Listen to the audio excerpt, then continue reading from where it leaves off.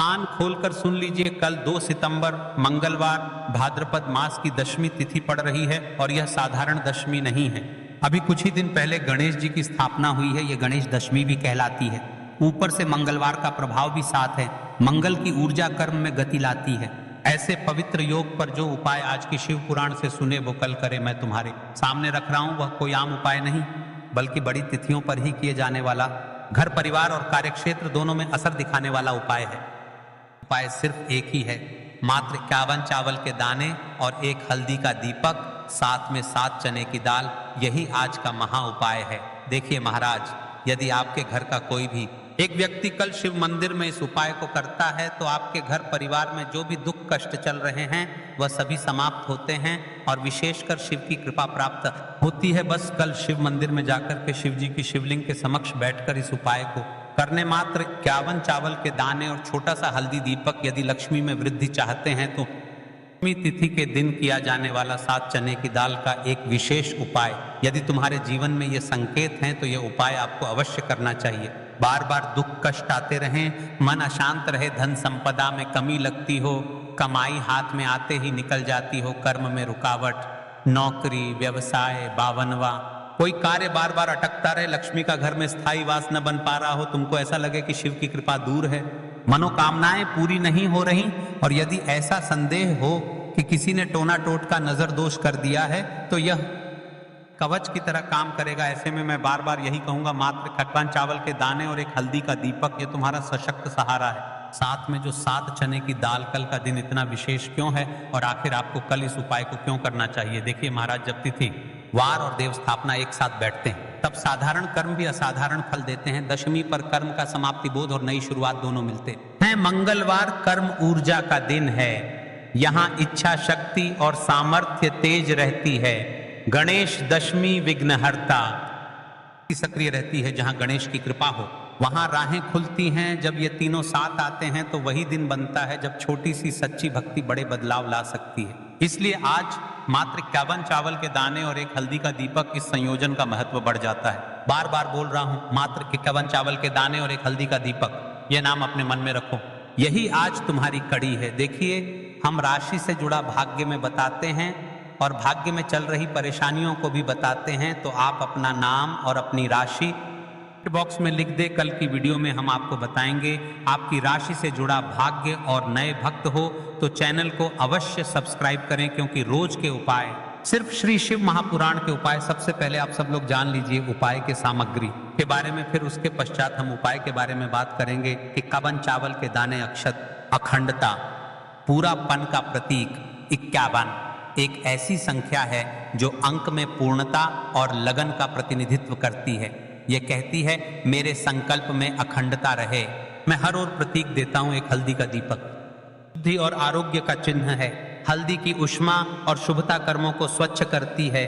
दीपक का प्रकाश अज्ञान हटाता है। 7 चने की दाल, चना अन्न, समृद्धि और घर के दैनिक भोजन का प्रतिनिधि है। 7 चनों का प्रयोग लक्ष्मी स्थापन और आर्थिक समृद्धि का संकेत बनता है। यह कोई दिखावटी सामग्री नहीं, यह घर की सादगी में छिपा शक्ति सरोवर है। इसलिए हर वस्तु को ध्यान से नाम लो।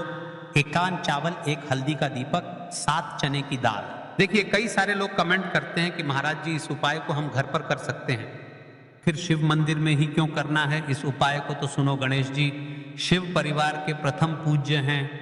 जब गणेश की स्थापना समय में है और तुम शिवलिंग के समक्ष यह संकल्प रखते हो तो दोनों की कृपा मिलकर बाधा निवारण और नव विकास का द्वार खोल देती है। शिव का विनाश तत्व पुराना अज्ञान और बाधाएं ध्वस्त करता है। गणेश की प्रारंभिक कृपा सभी आरंभों को सहज बनाती है। इसलिए शिव मंदिर में यह संकल्प घर की गहराई तक असर डालता है। और मैं बार बार बोलूंगा, मात्र 51 चावल के दाने और 1 हल्दी का यह शिव समक्ष किया गया संकल्प घर की किस्मत बदल सकता है। आज की शिव महापुराण की कथा में एक पत्र आया है। पत्र से चाहिए कि महिला के साथ चमत्कार हुआ जिसने आस्था चैनल के माध्यम से कथा सुनकर उपाय को किया। महाराज, यह कथा कई भक्तों की बताई हुई बातों के मिलन से बनी है, पर असल भावना सत्य है। सीता देवी छोटे से कस्बे की एक माँ थी। 3 साल से उनके घर में समस्याएं थीं। पति की नौकरी अटकी हुई, बाकी का कारोबार डगमगा रहा था और परिवार में मनमुटाव था। श्रावण अगस्त में उन्होंने कई किए पर मन की शांति और स्थायित्व नहीं आया। फिर फेसबुक यूट्यूब के माध्यम से उन्हें उपाय सुना और फिर दशमी पर गणेश की स्थापना के बाद शिवलिंग के समक्ष मात्र 51 अक्षत और एक हल्दी का दीपक रखो। साथ में 7 चने दान कर दो। सीता ने सच्चे भाव से वही किया। उसने कहा, हे भोलेनाथ और गणेश, मेरा बोझ हल्का करो। कुछ ही दिनों में उसका पति का जो प्रोजेक्ट अटका था अचानक क्लियर हो गया। एक पुराना कर्ज का रास्ता निकला। घर में पहले जैसा शांत संबंध लौटा। सीता ने कहा, मुझे चमत्कार नहीं चाहिए था, बस रास्ता चाहिए था, और वही रास्ता मिल गया। यह कहानी बताती है कि उपाय ज्ञान और समय का मेल है, और वही मेल आज के दिन तुम्हारे लिए मौजूद है। क्या भरोसा अगले वीडियो में आपका पत्र हो। अब देखिए महाराज, कल के पिछले वीडियो में जिन लोगों ने कमेंट किया था, आज भी लोग जान लो अपनी राशि से जुड़ा भाग्य। सबसे पहले और विशेष रखी है मेष राशि। मंगल का स्वामी मेष है। मंगल प्रभावी मंगलवार पर मेष जातकों के कर्मों में तेजी आ सकती है। यदि तुम्हारा काम अटक रहा है तो मेष जातक आज विशेष लाभान्वित होंगे। दूसरी ओर विशेष राशि है वृश्चिक राशि, गहन परिवर्तन और रूपांतरण की राशि।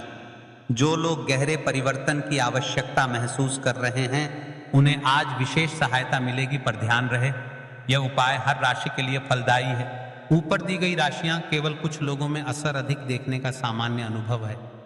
कर लेते हैं हम 51 चावल के दाने और एक हल्दी के दीपक के उपाय के बारे में। तो देखिए महाराज की वीडियो को आपको अंतिम तक देखना है और हम आपको आगे संपूर्ण बातें बताने वाले हैं कि आपको चावल के दाने कहाँ से लेना है, उपाय को किस प्रकार करना है, शिव मंदिर में किस समय करना है, कैसे करना है, घर आकर के क्या करना है, शिव को क्या बोलकर आना है। ठीक है, तो वीडियो को बीच बीच में से स्किप ना करें। 51 अखंड चावल के दाने और हल्दी का दीपक, तो भोलेनाथ की कृपा से मनोवांछित फल प्राप्त होता है।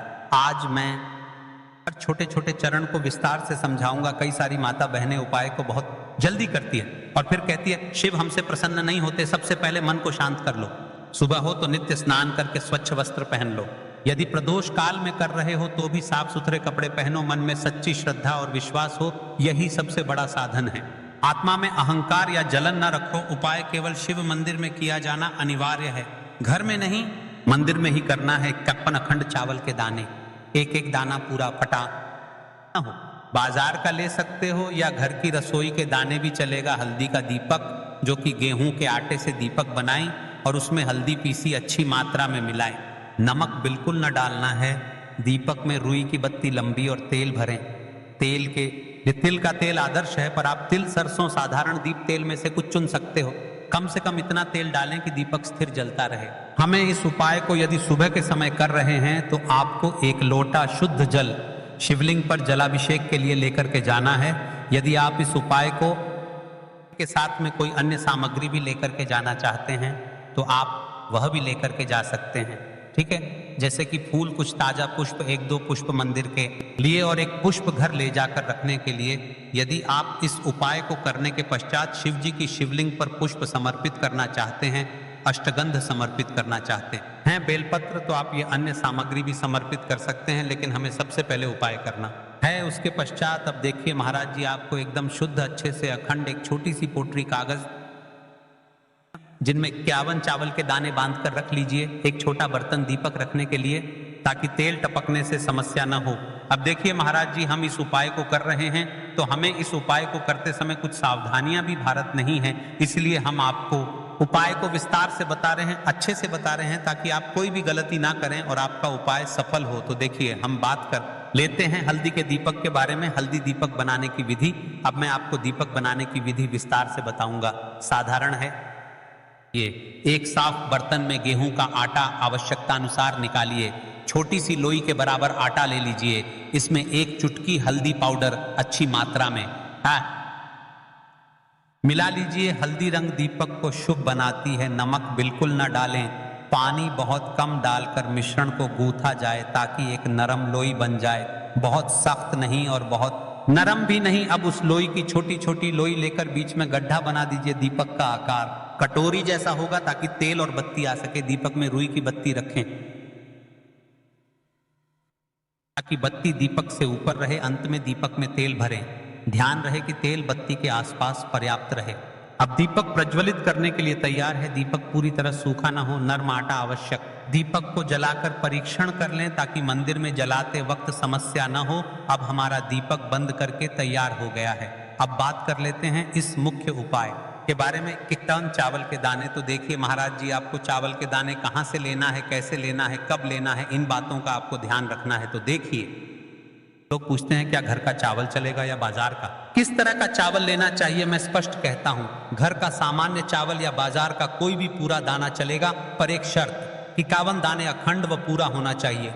दाने फटे हुए ना हो। 51 दानों को आप एक साफ सुथरे डिब्बे या कागज की पुड़िया में रखकर मंदिर ले जाइए। मंदिर तक जाते समय पुड़िया खुले ना हो और दानों पर विश्वास और श्रद्धा बनी रहे। अब देखिए, हमारे चावल के दाने भी तैयार हो गए और हमारा दीपक भी तैयार हो गया। अब बात कर लेते हैं कि इस उपाय का सबसे उत्तम समय कौन सा है, मैंने किस समय हमें इस उपाय को करना है, प्रदोष काल का समय या सुबह का समय। देखिए महाराज जी, जैसा कई भक्त पूछते हैं कब किया जाए, मैं 2 विशेष समय बताता हूं। सुबह का समय उत्तम, प्रातः 7 बजे से 10 बजे तक, इससे दिन का मंगलप्रद आरंभ होता है। यदि सुबह 7 बजे तक जाना संभव नहीं तो 12 बजे से पहले भी कर सकते हैं। अब बात कर लेते हैं महाराज जी, प्रदोष काल के समय की कई सारी मात्रा बहाने के समय नहीं कर सकती है, तो सबसे उत्तम समय प्रदोष काल का समय भी है, जो शिव जी को अत्यंत प्रिय है। प्रदोष काल सायंकाल 5 बजे से 6 बजे के बीच यह समय बहुत ही पुण्यकारी माना जाता है। यदि आवश्यकता हो तो 7 बजे तक भी किया जा सकता है। आप जिस भी समय जाओगे ठीक ठाक उसी समय श्रद्धा भाव से करिए। देखिए महाराज जी, अब हमारी इस उपाय की सामग्री भी तैयार हो गई है और हमने आपको समय भी बता दिया है। तो देखिए, एक मुख्य बात, यदि आप इस उपाय को सुबह के समय कर रहे हैं तो महाराज सुबह के समय तो शिव जी की शिवलिंग पर सबसे पहले 1 लोटा जल चढ़ेगा, फिर उसके पश्चात आपको इस उपाय को करना है। और यदि प्रदोष काल के समय कर रहे हैं तो आपको एक साधारण दीपक प्रज्वलित करना है, फिर उसके पश्चात आपको उपाय करना है, ठीक है। और हाँ, एक विशेष और मुख्य बात, कई सारी मेरी अन्य माताएं बहनें रहती हैं जो शिव मंदिर जाते से ही दूसरी अन्य माता बहनों से सामग्री मांगने लगते हैं, जैसे कि जीजी आज आपने एक बेलपत्र लाए हो तो मुझे दे दो। जीजी आपके पास तो बहुत सारे फूल दिख रहे हैं, एक फूल। मुझे आपको शिव मंदिर में जाकर के इस प्रकार से नहीं करना है, ठीक है। केवल अपने जो अपनी सामग्री लेकर गए हैं उसी से उपाय करना है। अपने गांव के आसपास में जो भी शिव मंदिर हो, जो भी शिवालय हो, वहां पर पहुंच जाइए।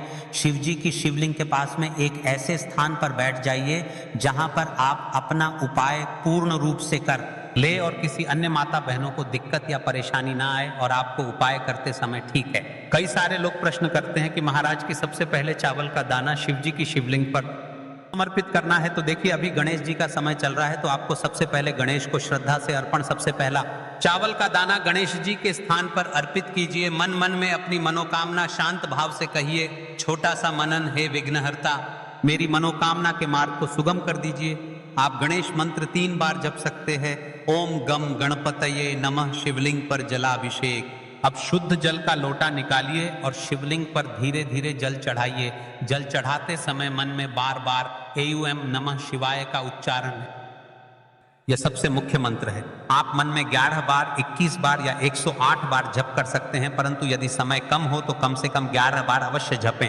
जलाभिषेक के साथ ही विनम्रता से कहिए, हे भोलेनाथ, मेरी मनोकामनाओं को पूर्ण कर दो, जीवन के कष्टों को दूर कर दो। अब बात कर लेते हैं हल्दी के दीपक के उपाय के बारे में। इस उपाय को भी आपके साथ में ही करना है। हल्दी दीपक प्रज्वलित और आरती। अब अपना हल्दी दीपक निकालिए और उसमें आग लगाइए। मंदिर नियम के अनुसार दीपक वहां जलाना था, तो मंदिर की अनुमति पर यदि मंदिर अनुमति देती है तो दीपक शिवलिंग के पास रखें और प्रज्वलित कीजिए। दीपक जलाते ही ध्यान से कहिए, यह दीपक मेरे जीवन का अंधकार मिटाए, गरीबी और दुख दूर करे और घर में लक्ष्मी का वास कराए। दीपक की लौ से शिवलिंग का प्रकाश पूजन, आरती कीजिए। दीपक को धीमे धीमे घुमाइए और ओम नमः शिवाय अथवा कोई भक्ति गीत गाते हुए आरती करें। अब जो आपने अपने साथ अन्य सामग्री लेकर के आए हैं, जैसे कि पुष्प लेकर आए हैं, अंत में फूल अर्पित कीजिए। एक छोटा सा पुष्प मंदिर से घर के मंदिर के लिए अपने साथ रख लीजिए। ध्यान रहे, जो भी पूजा सामग्री आपने मंदिर में छोड़ा है वह मंदिर के नियमों के अनुसार ही